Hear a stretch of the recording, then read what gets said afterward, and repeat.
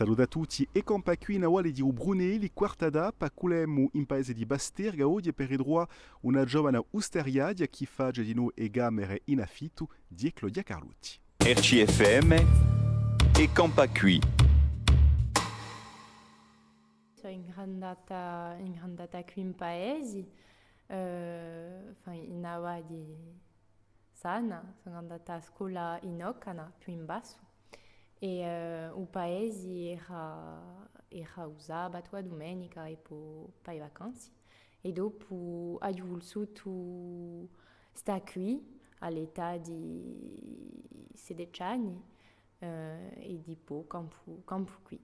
Ho sempre voluto avere qualcosa per fare un'osteria è un dominio che mi ha sempre piaciuto e si è fatto così un'opportunità che si è presentata e dunque ho ripigliato a casa e ho fatto a poco, piano a piano il lavoro. Allora siamo aperti d'estate solo per ora. E l'inverno, quando c'è la neve, non possiamo mica aprire di più per ora. Speriamo che l'affare scambierà da qui a poco.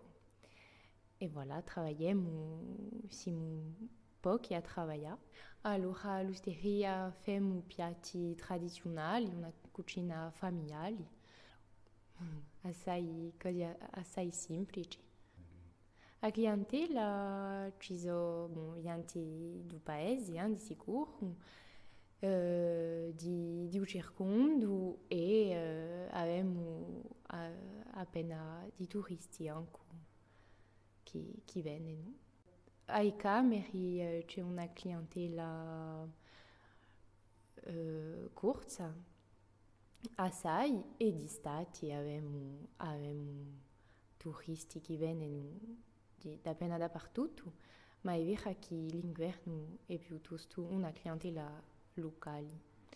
Per decorazioni ho voluto mantenere appena l'anima di casa, ma è lo stesso, ho fatto di maniera naturale ciò che sappia fare. Mi pongo mica troppo questioni, si faccia così. I progetti, un'apertura alla nata, spero un giorno, e voilà, e sviluppare ancora di più, a migliorare. E domani per compiere uno strugiro in Awali di Brunelli andremo a scontrare un cabradio in Ocana di Jando Muraccioli che sarà con noi a domani. RCFM e campa qui.